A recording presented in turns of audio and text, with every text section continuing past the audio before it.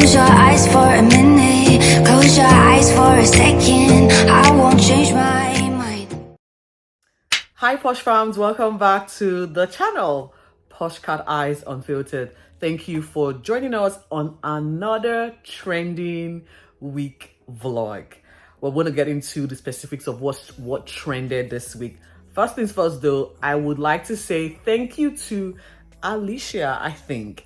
She is a new subby because I saw your notification coming. So thank you so much for subscribing to my channel. I don't know you, but I am so happy you are now a Posh fam.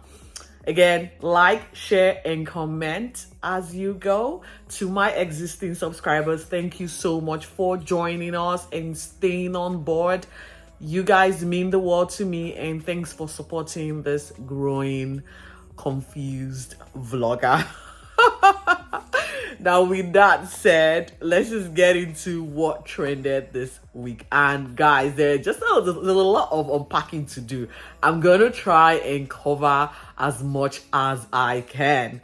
Now, with that said, over the weekend, the British people crowned a new monarch, and that's in the person of King Charles. Now, we all know all of the conversations that were happening leading up to his coronation, and that is with his prodigal son, Prince Harry. Prince Harry, it was, covered, or news were pretty much on high gear as to the fact that his wife wasn't going to be supporting or working alongside him at the coronation event, given the fact that it was in fact the same day as their eldest child, Archie, who turned 4 years old. Now, we all know the drama that has been the monarchy in the last 3 years, and so we're not just gonna dig in, but guess what? He came, he saw, and left. We are still talking about it, but good on you, Prince Harry. You are now my in-law, given the fact that your wife is 40% Nigeria. So we claim 40% as 100%. So again, congratulations to King Charles on your coronation. We look forward to your reign, and I hope your reign is going to be a good one and a long one, just like your mother, Queen. So that was what happened over the weekend, all the way in the United Kingdom. Now, back in our own shores, news, guys, breaking news. Hold your horses. Where are you sitting? Get your coffee, whatever. Duncan is off the market, guys. The guy has been spoken for, or rather, the guy is spoken for. He's gone. He's no longer single. So we can't even see if we can, there's no opportunity for us to get to him. How sad. Breaking news confirmed, I think 2 days ago, that he is in fact off the market. And who is he with? Evelyn from the just concluded season of Married at First Sight Australia. Now, I don't know if I should say I'm happy for him. Now, so I'm thinking, so Duncan, you really searched long and hard in all of Australia. You did search, and you narrowed it down to your fellow castmates. I don't know, is this a publicity stunt? What happened whilst the show was airing? What happened behind the scenes? Because this love, it didn't blossom overnight. Were you creeping out on Alicia? We all know Alicia, she has a child. She told us that 1 million times. I've got a child. I have a child. I need attention. Was too much for you. However, I feel like you missed the mark with this one. But I guess love strikes us in weirdest of places. So you couldn't go very far. It had to be Evelyn. I don't know. They make a good couple. They do make a good couple. Thewashonline broke the news yesterday, and I decided to surf the web, and yeah, true to form, these two are now a couple. And I think it actually, they've been hiding it. They've been dating for a while now, and so I really don't know the specific thing, but I just feel like it kind of confirms to me that yes, Duncan got the best guy. Edit. at at the concluded Married at First Sight season, I kept telling myself there's more to this guy that we're not seeing. And with all his qualities, why is he still single? And this hookup has just proven my point. I wish them all the best in their relationship. And I am here to surf the web for a progress report. Okay? And I will bring it to you as I get there. Now, before we get off the Married at First Sight season 10 castmates train, I need to point out here, Jessie. And you all remember Jessie, the married celebrant who was hitched or paired with a beautiful woman who refused to stick by his side and went on to cheat on him whilst they were on the show with the other castmates. And we all know how that, saga went down and unfolded on the show. Well, guess what? Jessie is now, claiming the perks that comes with being a celebrity. Apparently, he now gets to be chauffeured to the airport. He gets free drink, discount. He even get bonus points, air fly points for his trouble. He even gets to be upgraded to first class, I guess. I don't know, but good on you, Jessie. Milk it for as long as you can, because come next year, we got new celebrity wannabes. Now, with that said, let's get into the other news across the pond. All the way now, I'm excited to announce that The Real Housewives of Atlanta has just premiered. We've just saw the first episode, and I have run a commentary on that. If you miss it, just catch up on all you've missed on my vlog. It's on my channel, so go through my playlist and you will see the first episode commentary. But why am I saying this though? Even though I am excited for all the drama that's about to unfold, one of the seasoned OGs of this franchise, Kim Zolciak, I don't know if I got her name correctly, KimZolciak-Biermann, was on the news this week, and it wasn't a good news. She is apparently going her separate ways from her husband, Troy, who she actually met on the show some years back. They even had a spin-off show following her stint on The Real Housewives of Atlanta. I think the wedding was covered by Bravo. And they also had a spin-off show, Don't Be Tardy, which was based off of her hit single that was produced by none other than Candy Burris. Don't be tardy for the party. It was a smash hit at the time. I loved the jingle. Yeah, it was really sad to read on the Shade Room on Instagram that she and Troy are divorcing or have decided to divorce. Now, it's not going to be a surprise to a lot of us, given that in the last few years, she has been on the news for her financial woes, like stories about her house being foreclosed on, and then she coming out to say, no, it wasn't the case. And like rumor that she has gambled all her finances away. She's a very big spender. Like right while she was on the franchise Real Housewives of Atlanta, we saw she had a very flashy lifestyle, even though she had a man friend by the name of Big Papa that was, sponsoring and funding her lifestyle. Things like this. Definitely when you don't have the financial means to continue on a lifestyle that is very lavish and expensive and luxurious, it will come to a head. You know what? There is no money tree. Money doesn't grow from, in our backyards. If you cannot replace as you're spending, and the tank is going to dry out and you're going to be, left with the rugs yanked off your feet quite literally. And that's exactly what's been the case. Now, I really don't know the specifics of their divorce or what has led to the breakdown of their marriage, because they've got lots of kids. I think I'm counting maybe 9. I don't know. Because she literally went on a betting spree with Troy. They have like a good size family going, and I don't know how this is going to play out in terms of child custody arrangements and spousal support and all the debt they have. All I can say is, Kim Zolciak, I just think you need to go back get some financial literacy education going and get a lawyer, get an accountant to help you sort out your financial mess if that is the case. Because, girl, you will be needing a lot of the support once the dust settles. Now, let's move on to some of the geriatric news that I have for you this week. Turns out that Uncle Robert De Niro, I call him Uncle because dude is pretty much 80 years old.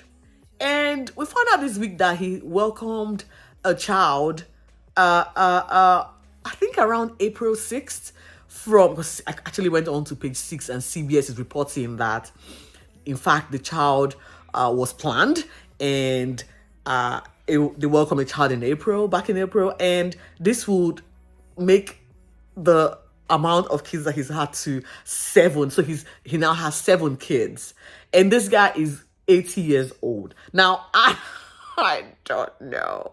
Yeah, his partner, he's been through the ringers, okay? It's like strings of wives, ex-wives, and the list goes on, And of course, again, the guy doesn't discriminate. The Italian man has no type. He's gone the black route, the white route, the Asian route now, because his current partner, Tiffany Chen, has an Asian background. So the guy does not discriminate when it comes to what he loves. Congratulations, Uncle Robert. We wish you all the best in your baby moon. Seriously, 80 years old. You're gonna see why I'm saying this, but let's get to the other news. Yeah, like I said, congratulations to Tiffany Chen and Robert De Niro on your new bambino. You know what? Enjoy the baby moon, guys. Now, in contrast, I saw on the news, I think this happened a while back, Cher, who is also maybe 79 or 76, I'm not sure now, but these guys are pretty much close to 100. She recently broke up with her boyfriend. Now, when you hear me say boyfriend, you get probably ask, how old is this boyfriend? It was on the news that she was dating a 30-something-year-old African-American dude, and now she's obviously over that situation and has decided, okay, my age is certainly a barrier, and it's not working. Ah, God. These old folks just put me to shame. Or should I say, it makes me have hopes that when I eventually turn 70 or 80s, I will be living my best life, guys. Like, I feel like I'm just waking up. I've just been born. And so I am looking forward to living my best life when I'm in my 80s. Bring them kids and all. I don't know. I'm sure my eggs will still be working. I don't know, guys. This is chaos. What's going on with these old folks? They don't want to age one bit, and good on them. I mean, because age is nothing but numbers. You are as old as you feel, right? So here we go. No shame, provided you're doing it the legal way, provided it is legal. You're not infants crawling, you know what I mean? So yeah, your life, your choice. Now, with that said, it was just Elon Musk. Oh my God. We all know how he took over Twitter, right? Apparently, dude has decided he's going to step aside and introduce a new CEO to come on board and manage the affairs of Twitter. He has, I don't know if I would say wrecked the whole Twitter reputation or enhanced it with his antics on Twitter. But I just think this probably is the best move. He is said to have hired a female. According to him, she will take over in 6 weeks. I guess all the handovers and onboarding process needs to be complete. So I cannot wait to see what this new CEO will be fixing, because there's probably a lot to fix over there on Twitter. But yeah, Elon Musk is now going to be transitioning, and he has given himself a new title. He will probably still be front and center, but it will more be behind the scene. do I think Elon Musk is going to stay behind the scene for long? No, but let's just watch this space. Go on to Twitter, subscribe, have a channel there, and see what happens. But as far as I know, I am not subscribing to anyone's channel on Twitter. I'm paying $8. I do not need a blue tick to validate my insecure self. It's not gonna happen. But again, good luck to you, Elon Musk, for the marketing abilities. We'll give it to you. Now, for some other exciting news, guys, I'm trying to just get it together with my crazy ass self. Yeah, still on the ancestry, DNA testing, and confirmation. I am happy to welcome Drake, Champagne Papi. Dude has this week let us know that his dad is 30% Nigerian. I was like, okay, the Nigerian DNA ancestry tree is getting really long, guys. Seriously. Like, and you know the funny thing is, Nigerians, we welcome everyone. Go on, set your DNA roots, and find out where you belong. We welcome you. The more, the merrier. We actually want to dominate. And so, this is me saying, welcome, brother Jake. You are welcome to the fold.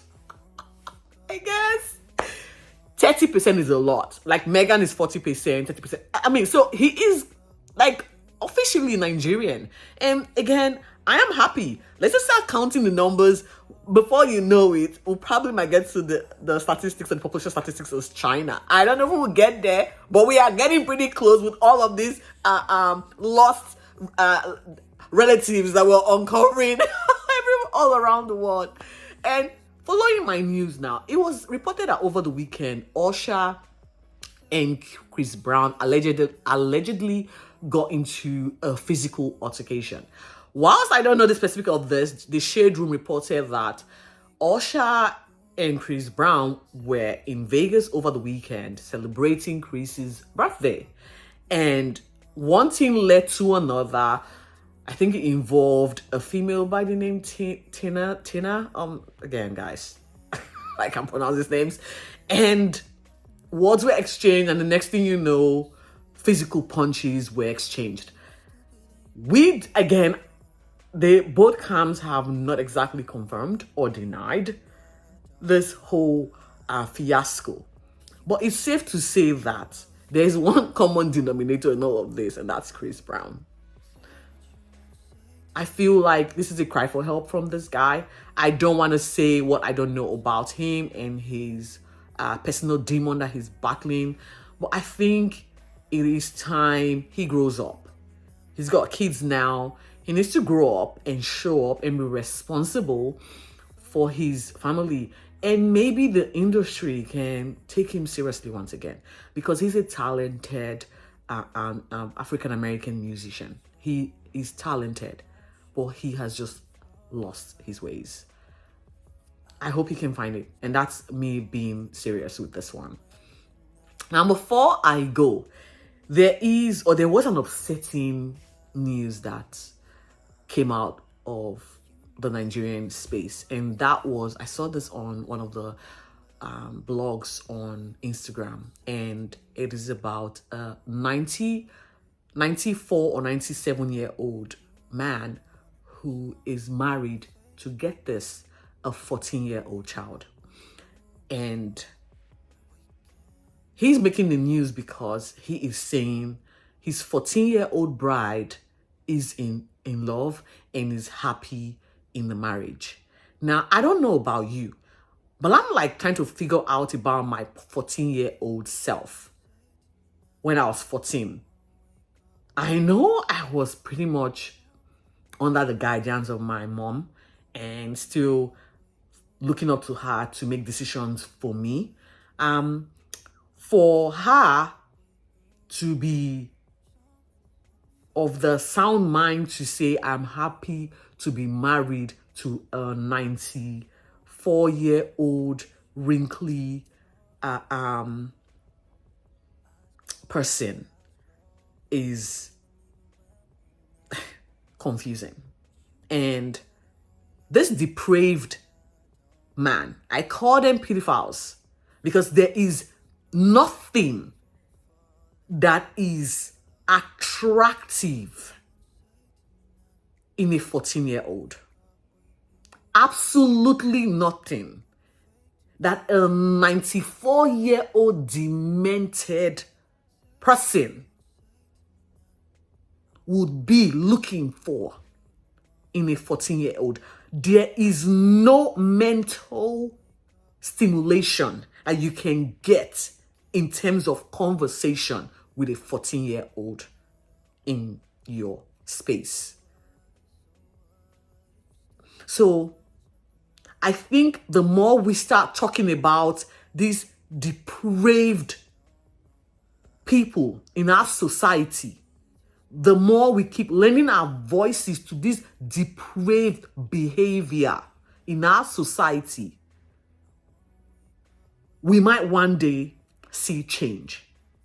There is absolutely everything wrong with a 14-year-old person be betrothed to a 94, 97-year-old man. There is everything wrong with that. What is the legal age of consent? Let's even start with that. Why are we doing this to our young girls? Why are we subjecting our young girls to a life of misery, a life of mental health trauma? It is sick, beyond sick. Someone needs to go to this 94-year-old house and take that child away and give her help.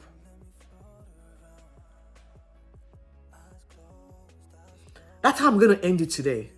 Sometimes we have fun here, but sometimes we also have to address societal ills that puts us in danger. As a mother, I would not want this for my child. And I feel like I owe it to other mothers not to have this expectation for their 14-year-old kids. With that said, guys, have a beautiful weekend and stay safe and be focused. Thank you for watching.